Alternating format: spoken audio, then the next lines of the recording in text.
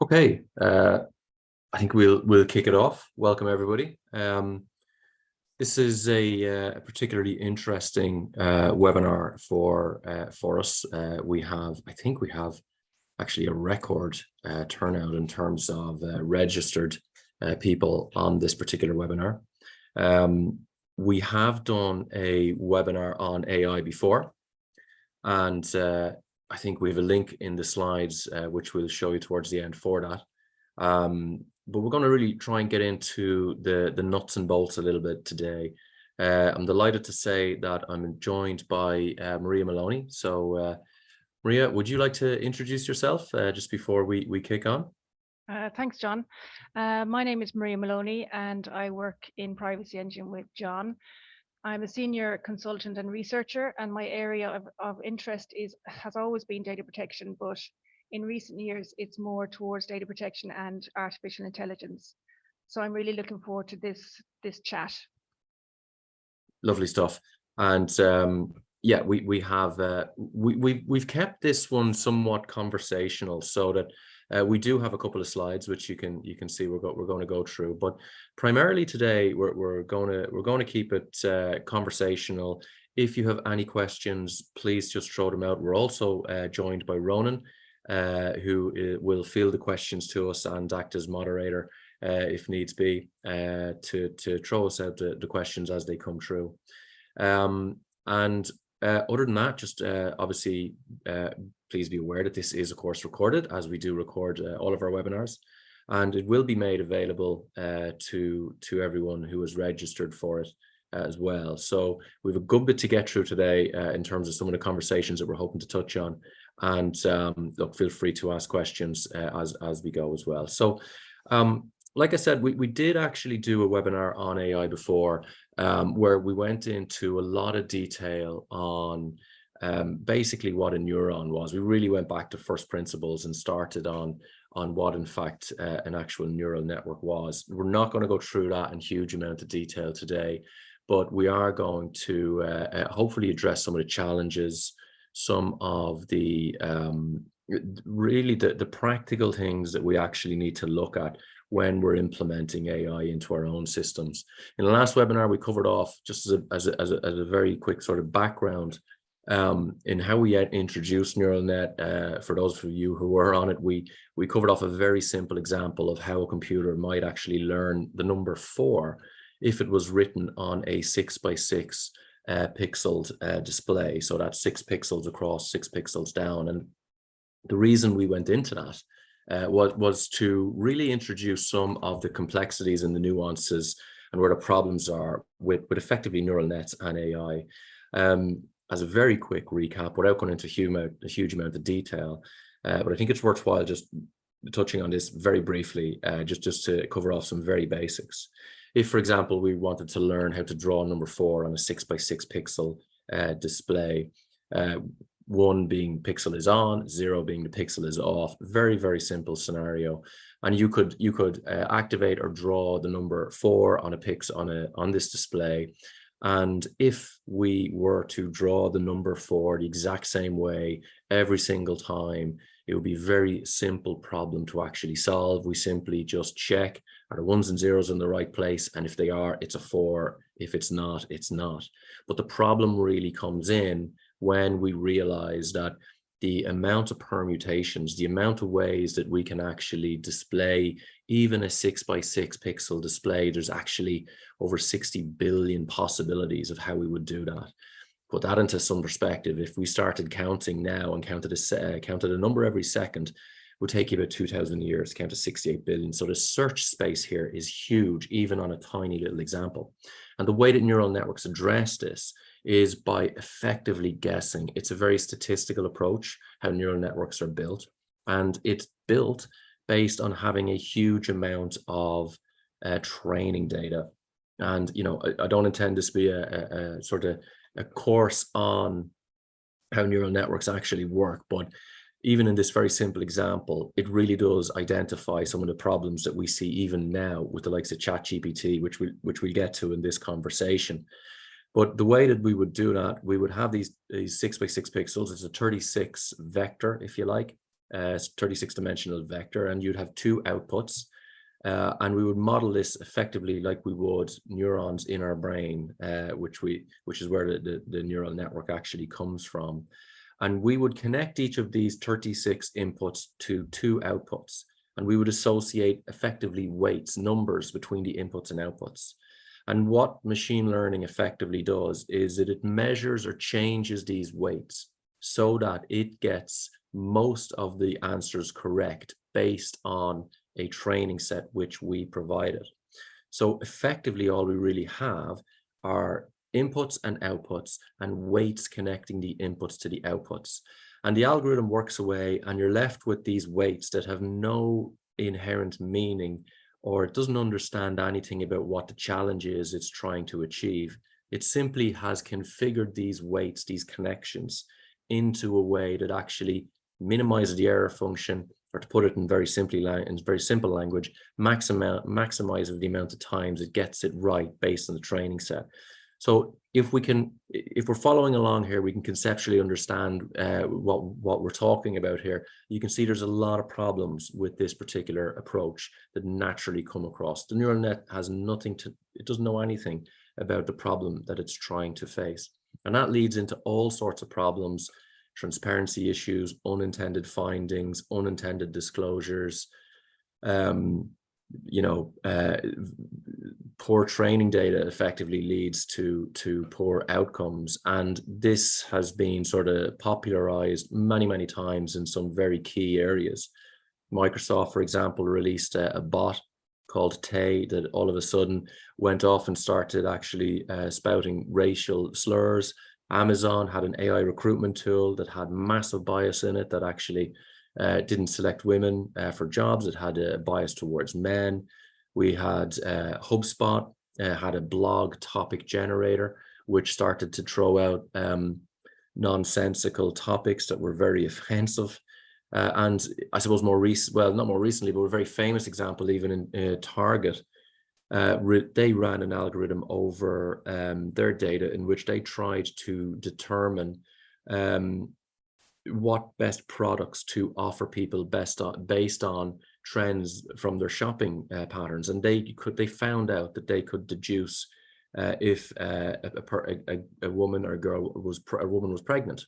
And in one famous scenario, they sent out coupons for baby clothes to a person who they thought was pregnant, and as it turned out, they sent it to a teenage girl, and the dad picked up the coupons, and this is how he found out that his daughter was pregnant. So they can go horribly wrong, horribly fast. I know, Maria, we've often talked about the problems with AI in terms of some real life cases. You've come across quite a few of these yourself over the years. Yeah, there's a very interesting one actually from Holland. And it actually brought down the Dutch government in 2021 because the tax authorities in Holland had an algorithm, and the algorithm was actually racially biased, and it kind of targeted low-income families and like ethnic minorities. And as a result, over 20,000 families were affected, and they were kind of forced to pay back money that they were entitled to, benefits, which resulted in kind of evictions because they couldn't pay the rent, divorces, declarations of bankruptcy, and so on. So, that's a real life example of where if the quality of the data in the algorithm is not good, or it has biases, there's direct effect on individuals in real life. So yeah, 100%. And that's quite an extreme case, but these things happen so easily when we're talking about AI, and a quick Google will on this will throw up all sorts of examples of where it has gone horribly wrong. We have we've the AI Act coming down the track. We've the GDPR already obviously in play.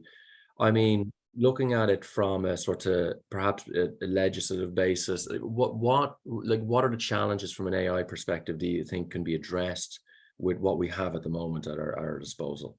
Well, I think the GDPR is a great tool, and it goes a very long way to kind of helping to control AI. Like I've just put up there a slide where I've just kind of jotted down some of the major challenges that data protection, in terms of artificial intelligence and data protection that gets regulated by the GDPR. So when you look at like training an algorithm needs a lot of data in order to have, like you said, to put out good quality responses.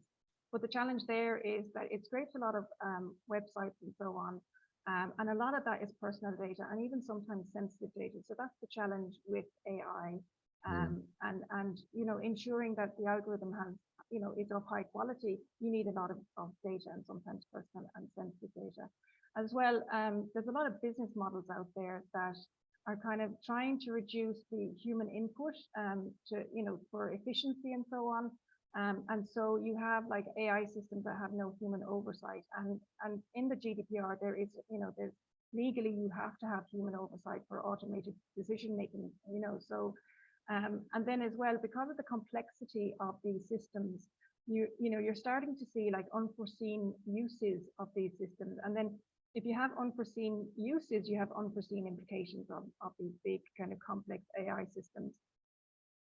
And another thing as well under the GDPR is the right to an explanation. So if you go and, you know, online and you look to see if you can get a mortgage and you're refused that mortgage, then you're entitled to get an explanation from a human as to why you were refused the mortgage. But very often, just, you know, because of the black box issue that you just spoke about, John, it's difficult to give an explanation when you're talking about these complex AI systems. And so then, you know, you have lack of transparency in processing, which is another challenge. And of course, like if these AI systems are scraping data off a lot of different websites and so on, then the challenge is understanding the lawful basis for processing that data. So, you know, in terms of data protection issues, there are a lot of them when it comes to AI systems. But I think as well, yeah. Well, I just do you mind if I just ask, just even on that, like, because this is something that certainly I've considered, and no doubt other people have as well. But the last year has been transformative from an AI perspective. We've had ChatGPT come on, we've had huge sort of interest and in this for obvious reasons, but it has come out after, let's say, the first draft of the AI Act. Does anything need to change now, do you think, in the AI Act in order to cater for the emergence of such sophisticated, let's say, AI? So like, again, we could go back to the GDPR and we look at Article 25, like data protection by design and by default. And you have things like appropriate technical organizational measures, you have pseudonymization, you have data minimization, and you have the necessary safeguards.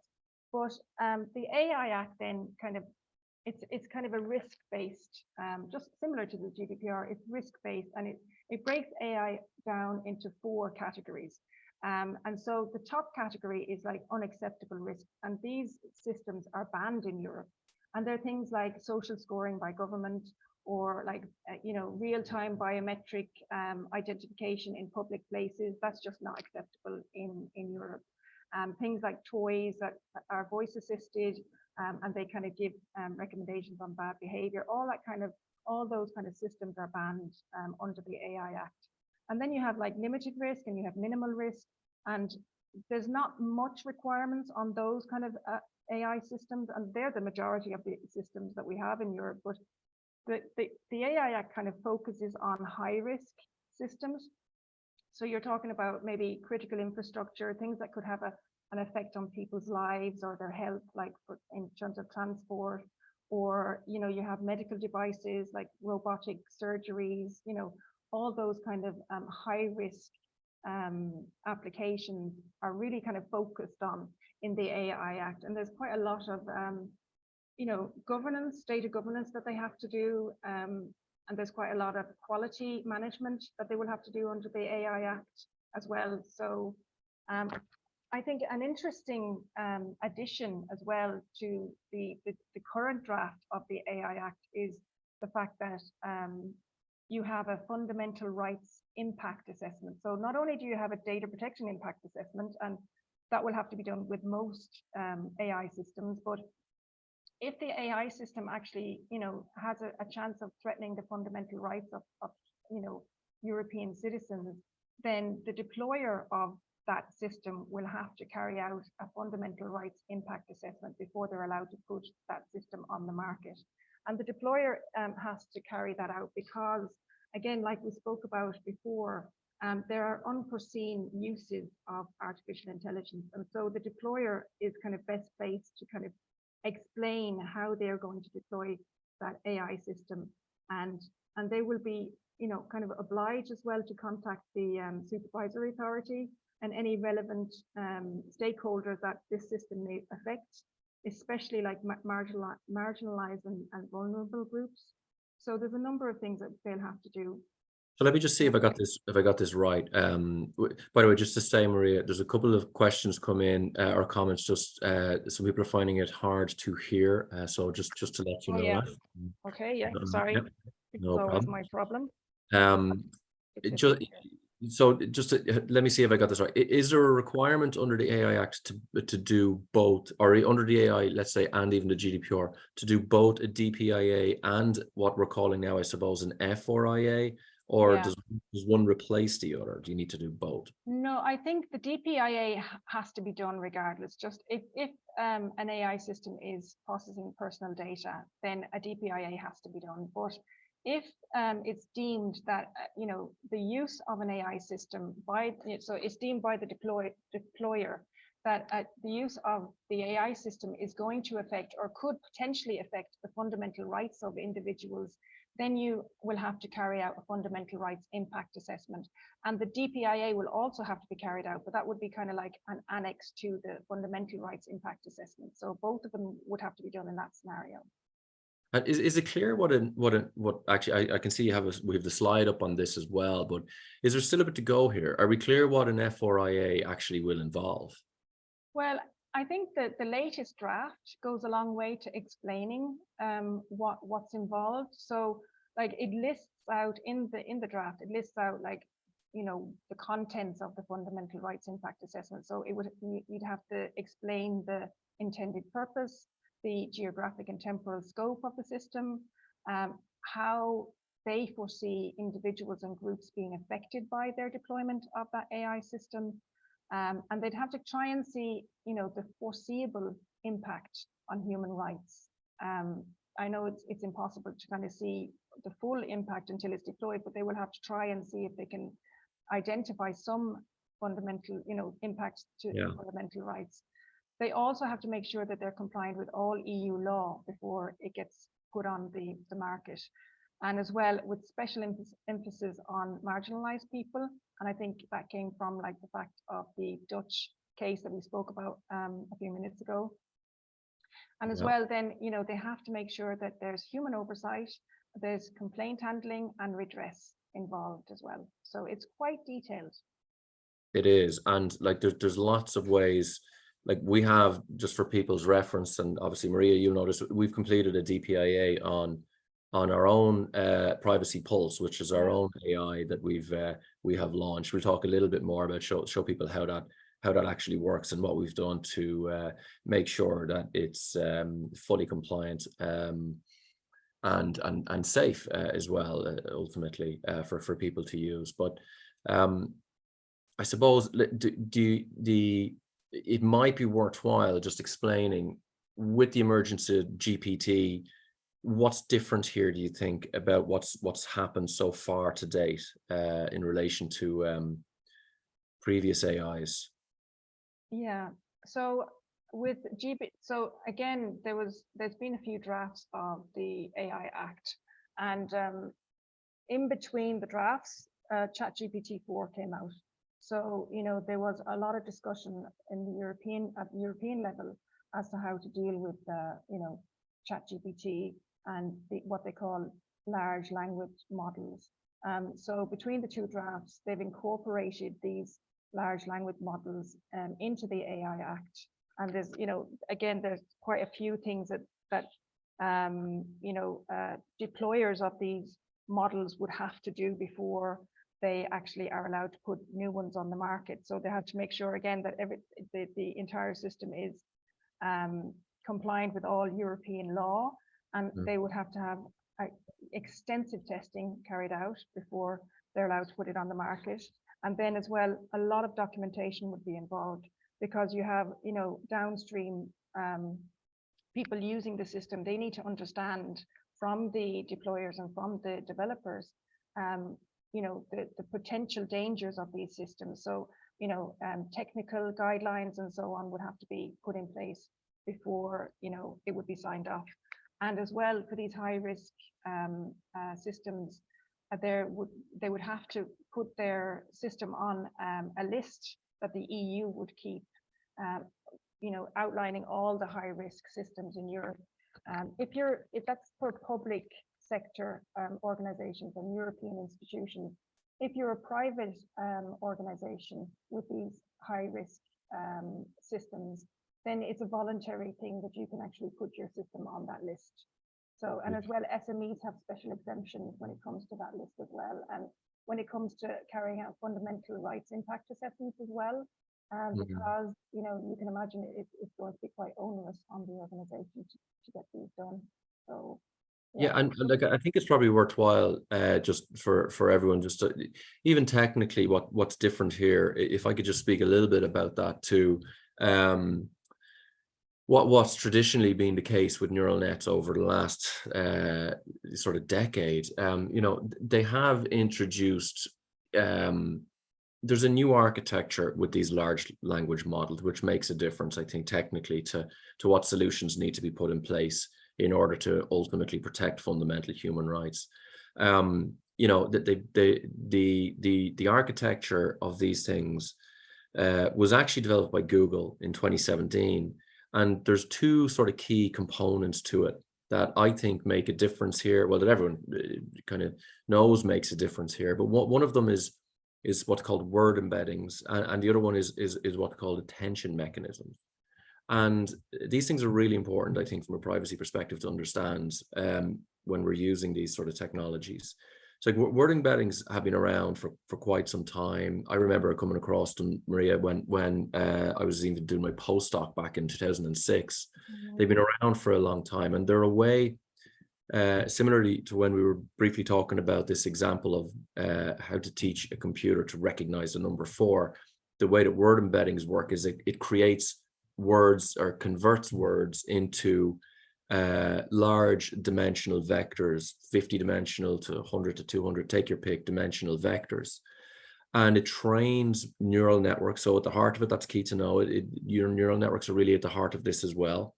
It trains neural networks to effectively optimize the context or the meaning of each word. And the way it does that is as input. So if you remember, very simple input output. As input, it generally, this is one way to do it, there's many ways, it creates these sort of 5-word sentences. So it'll create something like fair processing, if we're leaving that as one word or fair notice rather, was on the website. That's one 5-sentence word, perhaps. 5-word sentence. And then it could create another one saying fair notice is on the, and something that makes no sense whatsoever. And then it does this hundreds of thousands, millions of times, and it optimizes these weights so that it predicts the missing word at the end of a sentence more accurately. So it presented with a sentence, fair notice is on the blank, and if it guesses the word website correctly, it will optimize for that. And the remarkable thing about this is, once you do this over a huge volume of data, you start to embed context into the actual vectors that you're creating. So you can do, and we actually did this in PrivacyEngine as well. When we were developing PrivacyPulse, we played around with a lot of word embeddings to try and understand how best to search through large volumes of regulations and things like this. But you can actually do maths with these vectors then. You can have, you could say something like, London minus England is equal to Dublin minus blank. And you project your number into vector space, you do the maths, you project it back out, and lo and behold, the word it'll come back with will be Ireland. And it's remarkable how accurate these things are. So you'll see that in the word embeddings. When we use things like ChatGPT, at its heart, it's still a neural net, but it's a very clever sort of variation on it. And that coupled with what it calls attention mechanisms, which really at its heart is another form, if you like, of neural net. What that does is it embeds meaning into the sentence structure as opposed to the word itself. So it creates these sort of two pairs of words in each sentence. So if you were asking, let's say, ChatGPT a question, how do I process data compliantly with the GDPR? It'll take pairs of words from that sentence. So it might take processing and GDPR, and it'll pair them together and give it a high score. And then if you had, and the reason it does that is because if you have another sentence and you use the word processing, it will know it's related to something like the GDPR. So it won't confuse it with, say, processing from a manufacturing perspective. So when you do put these two things together in its architecture, you get word embeddings, which actually capture meaning of the word, but you also get this sentence structure, which captures meaning across the sentence structure. And you put those two things together in a very specific architecture, and you get GPT. You get generative pre-trained transformers. But it is important to know these are statistical guesses. So like for people's reference, we PrivacyPulse connect, which is a product that we have that connects to all regulators, and it, from a data protection and privacy perspective, and it connects to a white list of URLs of trusted sources, pulls in huge amounts of information from publicly available sources, runs a lot of analysis over them. We've tried things like word embeddings, and then we actually superimposed an OpenAI from Microsoft on top of that, so that we can quickly summarize content, legislation, annual reports, and interact with them as well. And one of the things that we needed to be careful of when we were doing the DPIA was how do we protect fundamental rights when we're doing this. There was a lot of feedback on the OpenAI version of GPT. We use Microsoft's cognitive Azure services so that we don't use OpenAI's one. And the reason we do that is because we don't want to store the data. So, if somebody types in something to PrivacyPulse, for example, that data is not stored for very long indeed. And we then delete it as well. It doesn't go back into training anything with the neural networks, which is an interesting thing.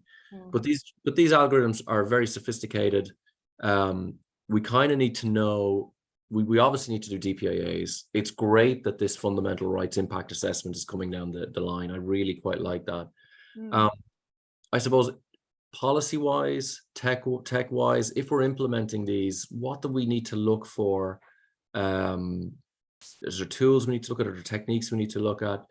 I have a question behind all of this, but it's as much an observation. I'd love your opinion of it, Maria, as well.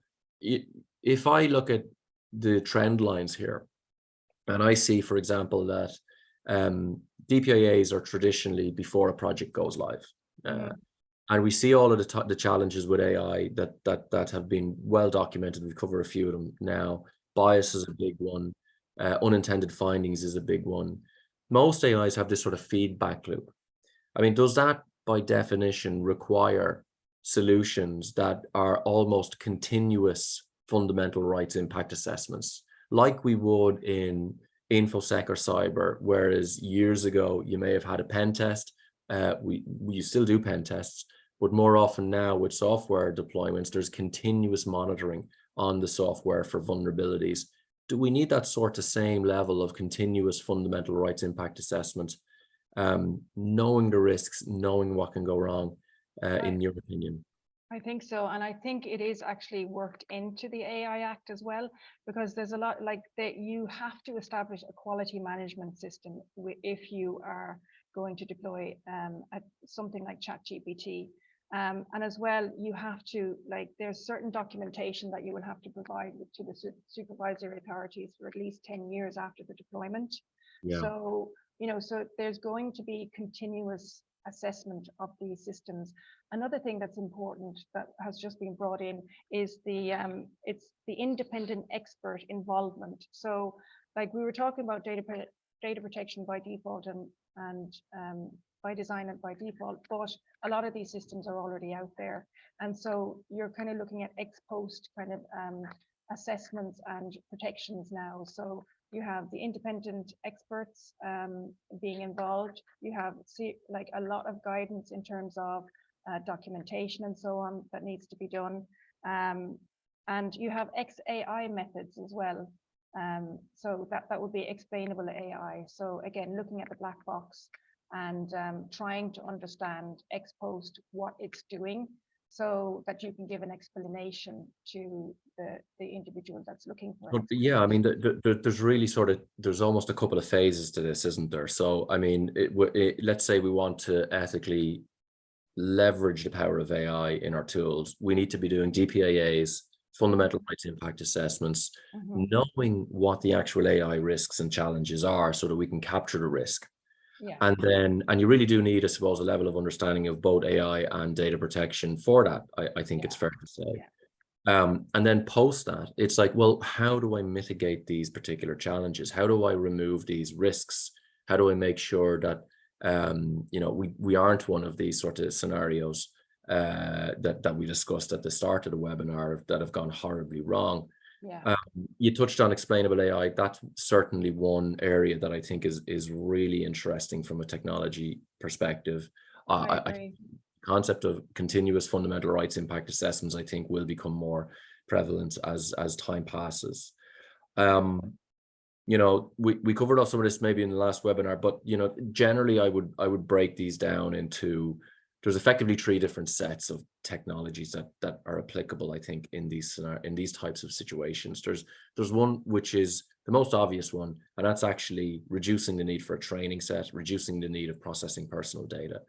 So that's data minimization. Data minimization, and it's exactly. And like for Pulse, for example, when we did our DPIA, one of the biggest concerns when we were going through our R&D was, well, we don't want OpenAI, or we don't want anyone storing anything that's input into the OpenAI. And the quickest way around that is just don't store it, you know, rather than trying to develop algorithms to you know, encrypt it or make sure that it's safe. Just do not create a feedback loop and do not store it. It's a very you know, it's the simplest, sometimes the simplest solution is the best solution, right? But you know, that's certainly what we've done in Pulse. The standard way of doing that from a training perspective would be to use synthetic data, which also gets a lot of attention as well. And with the value of synthetic data is that you can then train the AI against another synthetic data algorithm, if you like. It's called generalized adversarial network. So you're basically putting 2 AIs against each other with synthetic data, and they learn themselves. That's one way of doing it. The other way is actually by effectively reducing the usability of the training set itself, or even of the data itself. And there's been some advances on this even since our last webinar. You know, one way to do it was one called differential privacy. This basically effectively adds noise to the data so that it removes the ability, statistically removes the ability for finding out any personal data that may be in the actual training set or in the actual data itself. So very, very simply, just so that people can conceptually understand, let's say you had a training set of people who had their salaries on it, okay? And just for the sake of argument, imagine the average salary was 10K per year, and one more person got added to the training set, and a new average was calculated. If you knew that one more person was added to the training set, you could then calculate what their salary was. But in a differential privacy approach, what you would do is you would take this individual that you wanted to add to the training set, and you would create fake data that actually adds more elements to the training set, so that you couldn't deduce what the individual that you did add, what their actual base salary was. Now, very effective, but very risky as well, because we are deliberately adding noise to the actual training set and to the data. So there's pros and cons with that one. The other one that we briefly spoke about last time was homomorphic encryption. What's really getting more attention these days is an algorithm known as polymorphic encryption. And that's basically, you're encrypting the data, but still making it usable for a very specific purpose. That's ultimately what we're doing here. a very simple way to understand how this works is imagine, for example, we wanted to add two numbers together, let's say number 2 and number 3, right? But we didn't want the person adding them knowing what the numbers were. So we would encrypt the number 2, encrypt the number 3, and let's just say for the sake of argument, we encrypted them to the number 4 and the number 6. We would send the number 4 and number 6 over to this calculator that we didn't want to know what the underlying numbers were. It would add the 4 and the 6, it would get 10, still doesn't know what numbers we have, send it back to us. We would effectively decrypt it and we would get the number 5, which would be the right answer to the number 2 and 3. So what we're doing there is we're creating an encryption that still makes the data usable for a very specific reason. The problem with that, that's very effective, but the problem with that is it's hugely computationally expensive. Mm-hmm. The other obvious one, and I think this is a good thing as well, though, if you're taking an approach like that, you need to know right up front what you want to use the data for, which I think is good practice, you know, because once you know that, then you can build solutions that just allow you to do that with the data. And hence GDPR, I think, really is very clear on this in terms of minimization. Yeah, lawful basis as well. 100%. Yeah. You know, so the encryption element of it is good. Computationally expensive, requires you to know what you ultimately want to do, which I think is a good thing. You know, I think is a good thing. Yeah. The other one, just to briefly touch on, because you mentioned it, Maria, in terms of the explainable AI. There's two approaches there that I think are worth just bringing to people's attention. One is called LIME, which is locally interpretable model agnostic explanations. Now, I should say I'm not an expert on these at all, but conceptually what they do is relatively easy to understand. Basically what LIME does is that it provides, imagine, for example, we're trying to classify an image of, let's say, a cat, right? Mm-hmm. What LIME would do is it would say, this is an image of a cat, it's because of these pixels in this area, and it would point to why it came up with that answer on a local basis. But very simply, that's kind of conceptually what it does. What I like a little more than that is actually Shapley values, which I think are very, very interesting. These have been around for a long time. They actually come from game theory, I believe. And what they do is they attribute a portion of responsibility to a particular vector. So you recently sent me a paper on this, Maria, about bias in lending, and which I thought was fascinating. And really, they use Shapley values to determine that there was a bias, and the features that they wanted to attribute here were along the lines of age, gender, race, salary. And they attributed a Shapley value to each of these features, and then they could determine based on outcomes where there was a bias. And that's a great approach in terms of covering off some of the well understood biases that we have in AI systems at the moment. So yeah, it was a fascinating paper, I'd say. Yeah, very interesting. We can make that available as well. We can make the link available afterwards if people are interested in that paper, because it's a paper from Maynooth and from UCD collaboration. Yeah, it was a super paper, I gotta say. Yeah, so really interesting stuff there. Very good. So we have a couple of questions here as well, and let me just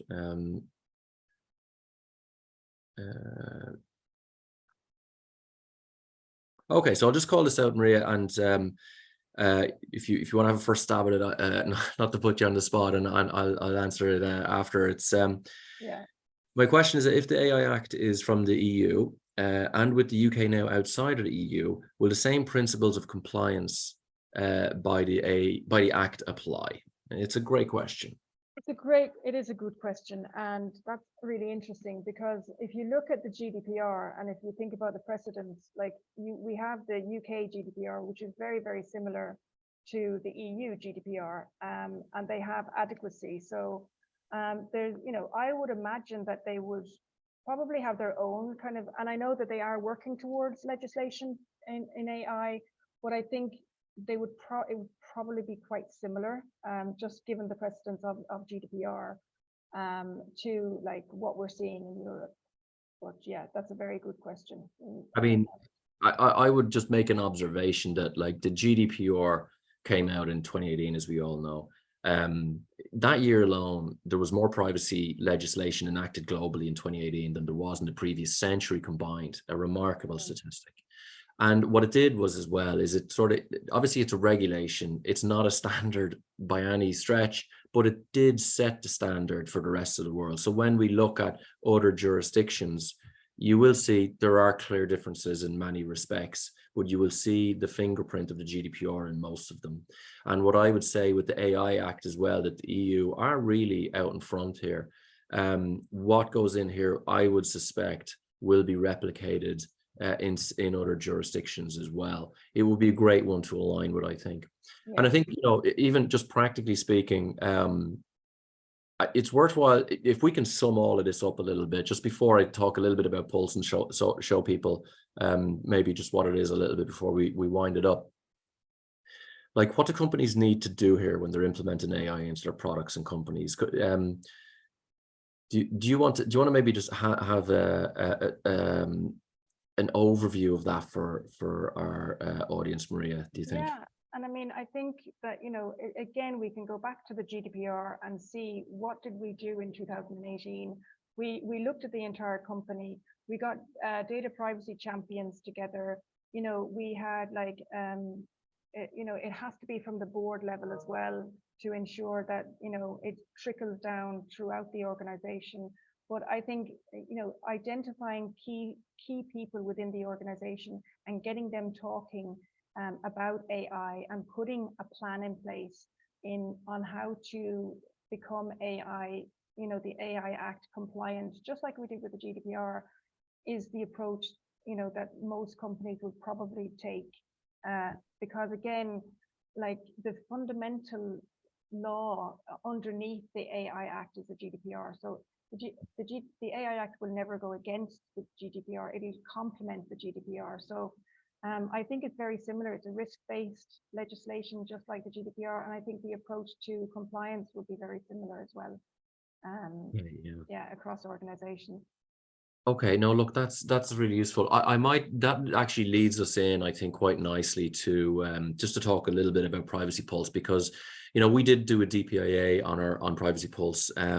If you could stop sharing just for a second, Maria, yeah, and I will share my screen, and I'll hand it back to you then after that, if that's okay. No just problem. To put up the last slide. There are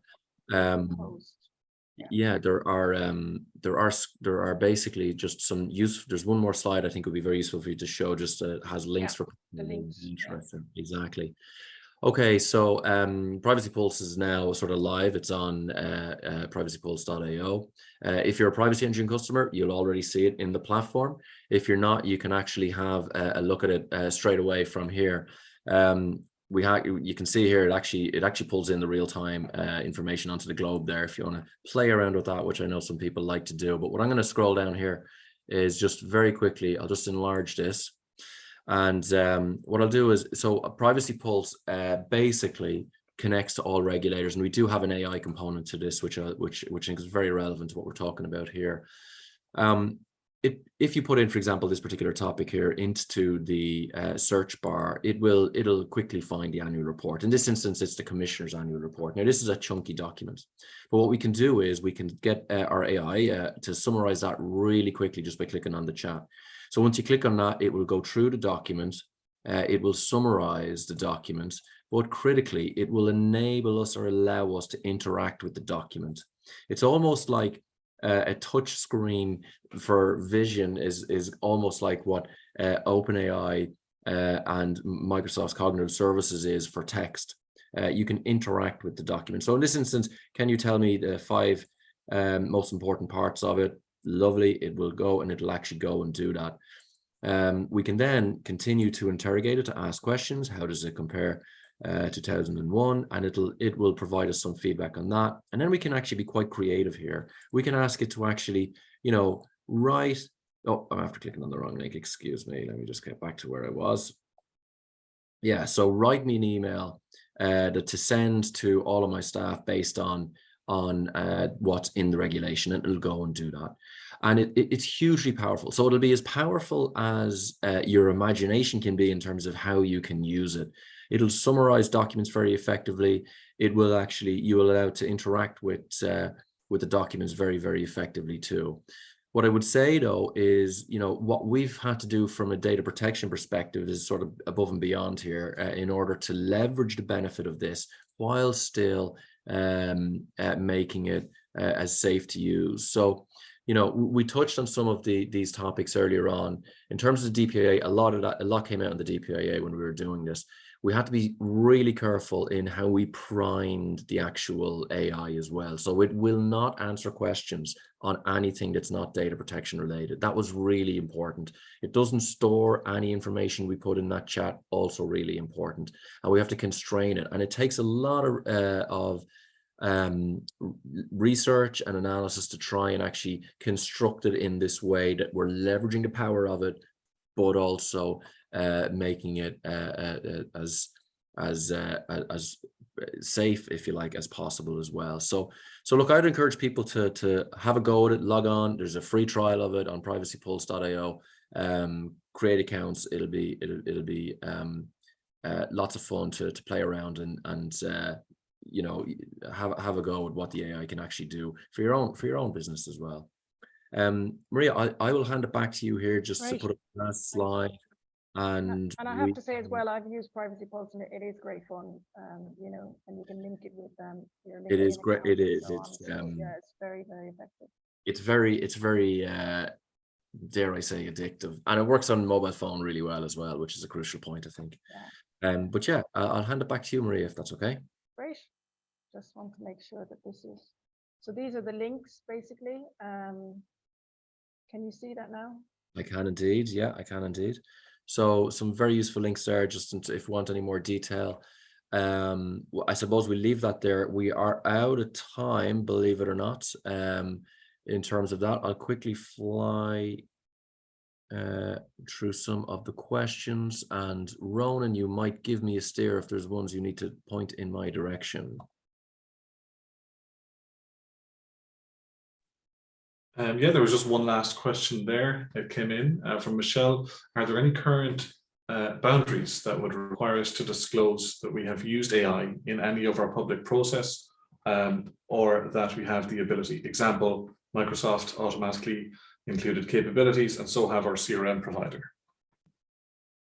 So I would just say, if you're processing personal data with your AI system, then you would look at your GDPR compliance and ensure that you're complying with, all the protections that you need to put in place for personal data. Is that so? Your CRM system would have personal data probably. So again, fall back on the GDPR, and as well, have a look at that AI Act. It's not enforced yet, but it's interesting to read through it and see what's coming down the line. We have kind of covered a lot of it today in the webinar, and hopefully that will be of benefit to you as well to understand, but I would also say that if you have any kind of new system, or you're deploying any new system, you'd have to do a DPIA as well, just to see the impact of your new system if it's a new CRM system. I hope that answers your question. Excellent. There's a couple of questions coming up here around retention and the Cyber Resilience Act as well, which I think is very, very interesting. Retention in relation to AI is a incredibly complex question, and I don't think I don't think anyone has the answer to this, but it opens up more questions than answers. So for example, let's say you have a person in the training set that we talked about in relation to the bank loan that had bias in it. The output of that is effectively a set of weights that don't mean anything to anybody, but allow the AI to come up with a decision. If a person puts in a right to be forgotten request, does that then mean that we need to retrain the entire model, even though the data itself isn't directly contained in the model, but it had a strong impact on how those weights and biases were actually calculated? I'm not sure I know the answer to that myself, but There's a lot of There's those kind of a lot of thorny issues. Yeah. that need to be ironed out. Yeah, yeah. And I think like the GDPR, it's only when the AI Act actually comes into law that we'll start to see all these particular scenarios that we'll have to kind of deal with and grapple with and come to a solution, just like we have done with the GDPR. 100%. I mean, my gut would be telling me that the only real way to deal with AI in the long run, well, perhaps even in the medium run, would be to have continuous automated assessments and to try and help identify bias automatically, to try and help identify, anything that could be problematic from everything that we discussed in an automated way. Yeah. But look, it's we could, I'm sure myself and Maria could literally talk about this for weeks. It is very much a passionate boat of ours, but we're very much out of time. And what I'll say is thanks to everyone for hanging in there, and it's a lot. Everyone stayed to the end, so that's fantastic. This is recorded. Any questions on anything AI related, of course, please do reach out to myself, Maria, or to Ronan. And we better wrap it up. We'll say goodbye to everybody now. And thanks for joining. And watch this space. There will be certainly more webinars on this to come. Thank you, everyone, for joining. Bye all. Cheers.